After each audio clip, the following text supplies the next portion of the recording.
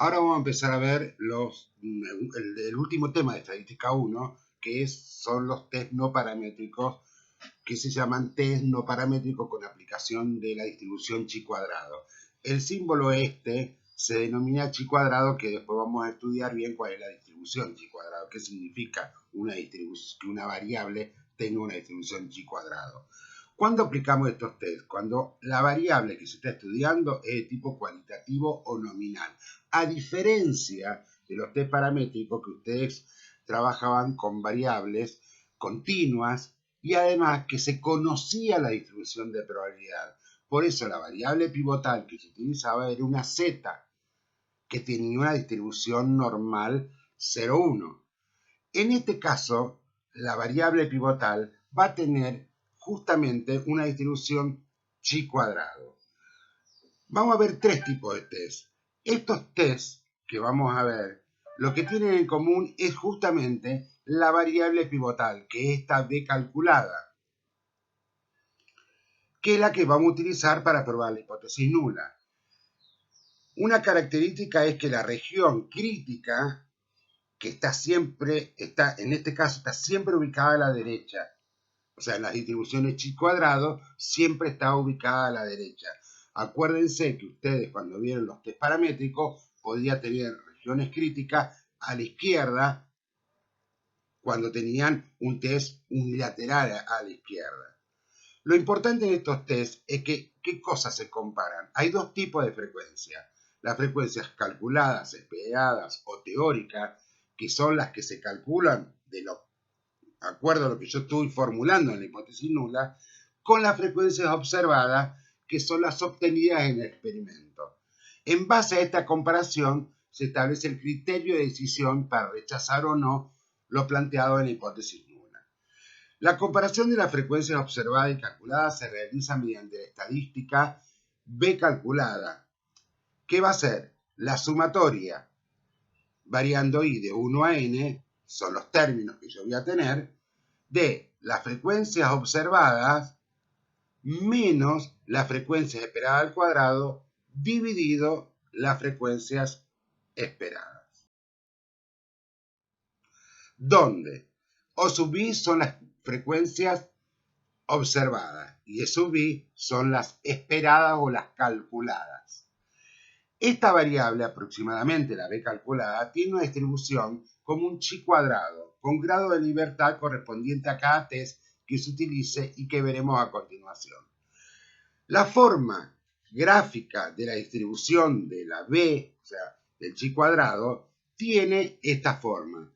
Fíjense, es una distribución asimétrica hacia la izquierda, porque el chi cuadrado es suma de n variables estandarizadas elevadas al cuadrado, entonces el campo de variación va a ser de 0 a infinito. Y siempre la región de rechazo la voy a tener hacia la derecha. Acá tengo el alfa, si se acuerdan, que es lo que nosotros fijamos, que es la probabilidad de error tipo 1. Esto es la región de aceptación, que es por encima está la probabilidad de 1 menos alfa. Y a partir de esta B tabulada, de este valor, se genera todos estos infinitos puntos que se denominan la región de rechazo. ¿Qué es una distribución chi cuadrado? Si x1, x2 y xn son variables normales estandarizadas e independientes, entonces la estadística chi cuadrado está formado por la suma de esas n variables normales estandarizadas elevadas al cuadrado. Este chi cuadrado tiene, se lo llama, tiene una distribución, esto sería una distribución chi cuadrado con n grado de libertad. Hay muchas distribuciones chi cuadrado y cada una corresponde a cada entero positivo n y se representa con un chi cuadrado sub n. El número n representa la cantidad de términos que son sumados para constituir el chi cuadrado. Entonces, la sumatoria, esta que es, si ustedes se acuerdan, x sub i menos mu sobre sigma, es una variable estandarizada. Cuando a la media le resto perdón, a la variable le resto la media y le divido por el desvío y lo elevo al cuadrado, bueno, esto es una z, elevado al cuadrado sería una z al cuadrado. La sumatoria de esas n variables normales estandarizadas elevado al cuadrado es en chi cuadrado con n grado de libertad. La gráfica que vamos a ver ahora tiene que con lo siguiente, ¿qué queremos ejemplificar? Que a medida que aumentamos los grados de la libertad, a medida que aumentamos el n, el chi cuadrado ¿a qué tiende? Fíjense, acá tengo pocos grados de libertad, es bastante asimétrica, un poquito más se aplana un poco más y vamos a llegar acá tengo 10 grados de la libertad, ¿a qué se está asemejando? Se está asemejando a una distribución normal. Muy bien. Los test de este tipo, o sea, los test no paramétricos con la aplicación del chi cuadrado que nosotros vamos a estudiar son el test bondad de ajuste, el test de independencia y el test de homogeneidad. ¿Por qué? Porque en los trabajos experimentales frecuentemente nos interesa determinar qué distribución de probabilidad tiene. Si una normal, una binomial, si es Poisson. ¿Quién que tiene? La variable aleatoria estudiada mediante una muestra. Por ejemplo, nosotros sabemos, o casi estamos seguros, que cualquier variable cuantitativa continua tiene una distribución normal. Lo que estamos viendo acá, lo que estamos postulando acá es qué tipo de distribución tiene esa variable. Dudo de la distribución, no sé cuál es. Entonces puedo probar a través del test no paramétrico qué tipo de distribución de probabilidad tiene. Bien. También, para determinar si un cruzamiento obtenido en un experimento pertenece a un modelo genético teórico. En ambos casos, para probar estos supuestos, se utiliza un test de bondad de ajuste. En este curso vamos a tratar solo el caso de test de bondad de ajuste para probar proporciones genéticas, porque tenemos el bondad de ajuste para probar distribuciones de probabilidad o para probar proporciones genéticas. El test de bondad de ajuste que vamos a ver acá es nada más que para el caso de proporciones genéticas. Entonces, ¿qué es y cuándo se aplica un test de bondad de ajuste? Recordemos, el test de bondad de ajuste es un test no paramétrico con aplicación de chi cuadrado. Muy bien. En la hipótesis nula se formula el modelo genético propuesto. O sea, acuérdense, cuando ustedes vieron la clase de test paramétrico, primero vieron generalidades de esta hipótesis, ¿qué le dijeron lo siguiente? Que en la hipótesis nula siempre se postula el no cambio. Ustedes habían visto que era el parámetro, seguía siendo el mismo. Mu era tanto. Bueno, acá ¿qué se postula?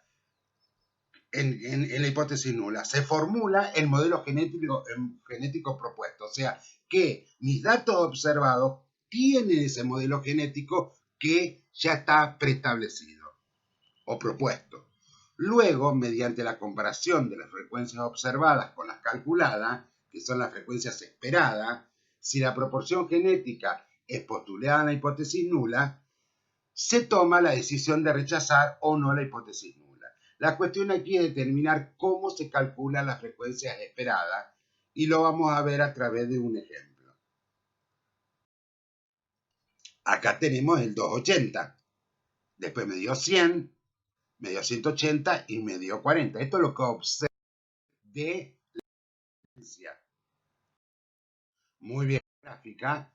Tengo el 781, el valor de la B calculada me dio 58,68, o sea que cae por acá. ¿En qué región está? Estamos en la región de rechazo. ¿Qué hago entonces? ¿Cuál es la decisión? Rechazar la hipótesis nula. ¿Qué quiere decir en este caso? ¿Qué postulé yo en la hipótesis nula? Que se seguía el modelo teórico. Por lo tanto, ahora la conclusión es que la muestra no es compatible con la proporción teórica propuesta o con el modelo teórico propuesto, concluyendo esto con una confianza del 95%. ¿Por qué una confianza del 95%? Porque acuérdense que nosotros trabajamos con una probabilidad de error 1 del 0,05. Bueno, entonces está claro. El bondad de ajuste se usa para estos casos. Es para probar si esa proporción teórica que nosotros sabemos de antemano, la muestra que nosotros obtenemos coincide con esa proporción teórica. Bien, dijimos que vamos a ver los test de independencia. Acá vamos a trabajar con variables tipos cualitativas o nominales, que van a ser clases o atributos. Cada una de ellas, a su vez, está subdividida en subclases. Por ejemplo, la variable color sería la clase y los distintos colores, rojo, negro, etcétera, son las subclases. Yo puedo decir planta, ¿no es cierto? Puedo clasificar a un grupo de plantas en bajas y altas. ¿Está? Algunos datos se clasifican atendiendo a dos clases o características en las que se denomina una tabla de contingencia. Yo voy a tener filas y voy a tener columnas. O sea, entonces voy a tener dos clases, la clase A y la clase B, y cada una con sus subclases, A1, A2, A sub I, B1, B2, B sub J. Lo van a entender mucho mejor cuando veamos cuál es la tabla. Fíjense, acá tengo B con las subclases B1, B2, B sub J. Y tengo A con las subclases A1, A2, A sub I. ¿Y qué hay acá dentro? ¿Qué hay? Esto ustedes lo vieron en las tablas de probabilidad, ¿no es cierto? O sea, acá tengo una frecuencia conjunta. Acá estarían los elementos que tienen la característica A1 y B1. Y tenemos un total fila, que serían la frecuencia, o sea, el total de la subclase A1, el total de la subclase A2, el total de la subclase A sub I, y en columnas también. Y tengo un N. Entonces, ¿cuál sería la lógica? Yo tengo un determinado N de algo y construyo esta tabla. Construyo esta tabla, donde el cuerpo, cada una de estas celditas, tiene las frecuencias conjuntas. Bueno, entonces seguimos con este ejemplo, donde tenemos que aclarar que las frecuencias conjuntas A sub I, B sub J es el número de elementos muestrales que corresponde a la subclase I del atributo A y a la subclase J del atributo B. La F de A sub I es la frecuencia marginal, el número de elementos muestrales que corresponden a la subclase I del atributo A. F de B sub J es la frecuencia marginal de la subclase J del atributo B. Y N es el número de observaciones. ¿En qué consiste el test? Es para probar si dos atributos o clases son independientes o no. Nuevamente nos encontramos con que tenemos que comparar las frecuencias observadas con las teóricas. Pero ¿cuáles son estas? ¿Cuáles son las teóricas? De acuerdo a la definición que hemos dado, serían las frecuencias que espero que ocurran si los atributos son independientes. El problema ahora es cómo las vamos a calcular, que es lo que vamos a ver a través de un ejemplo.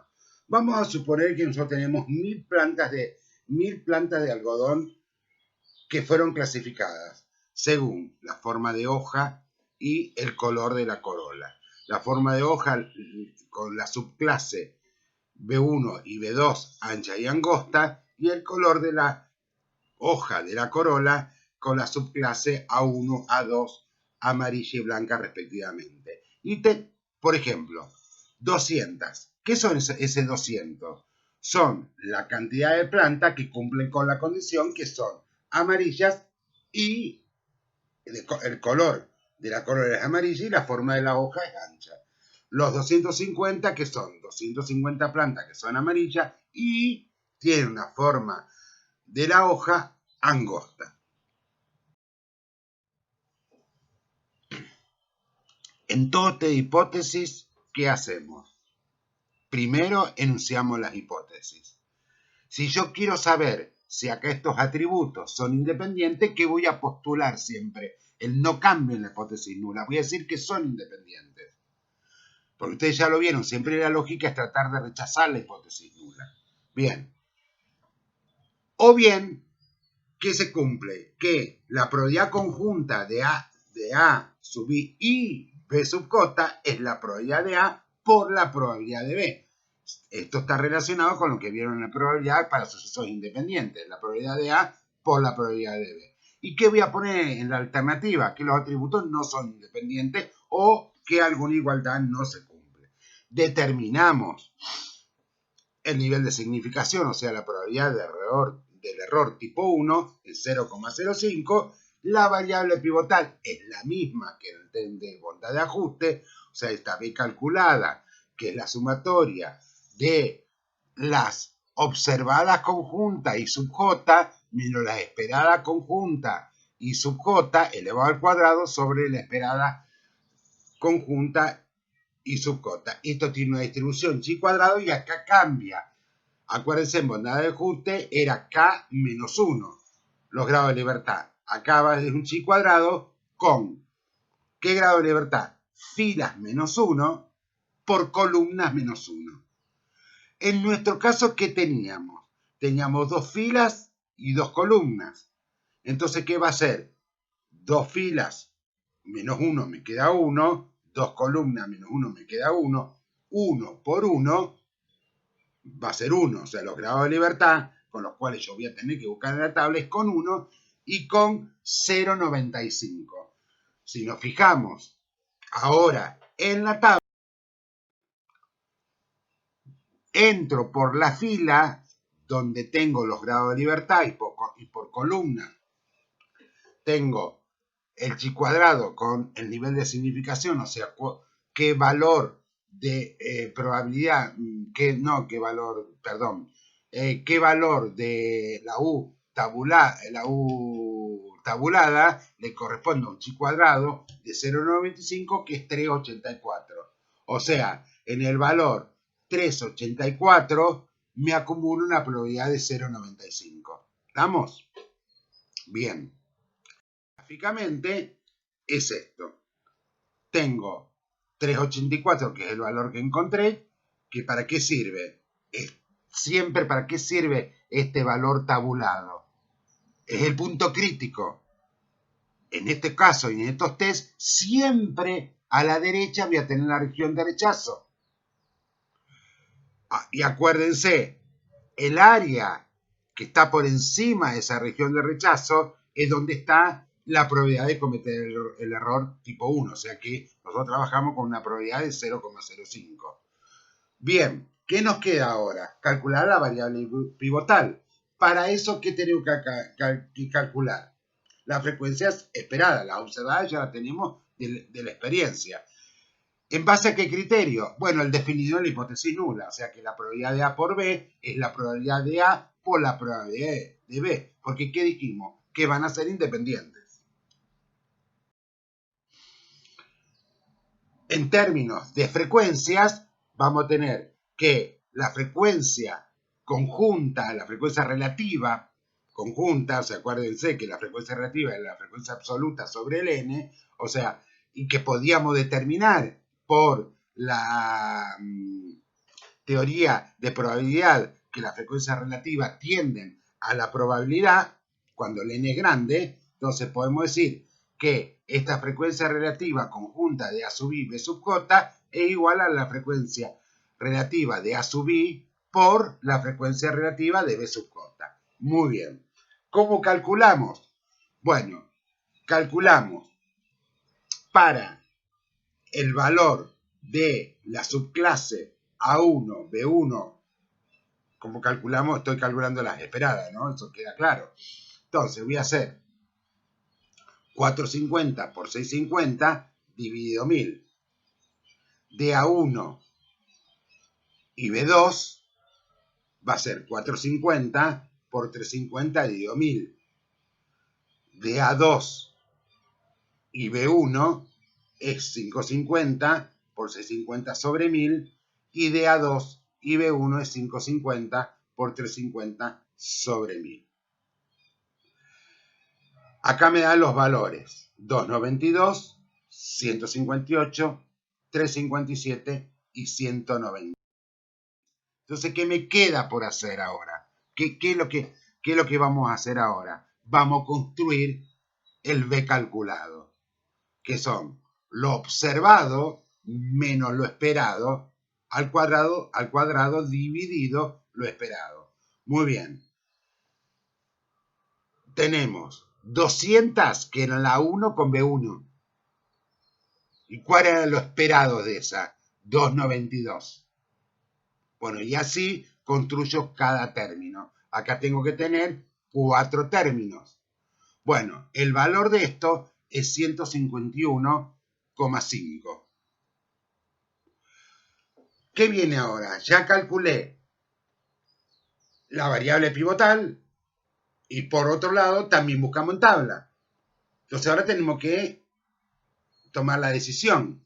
¿Cómo tomamos la decisión? Comparando el valor de tabla, que es 384, con el valor obtenido, el valor calculado, que en este caso es 151,5. Y 151,5, ¿qué es? Es mayor que 3,84. Entonces, por lo tanto, ¿en qué región me cae? En la región de rechazo. Rechazo la hipótesis nula y en términos del problema, ¿qué voy a decir? Que los dos atributos color y forma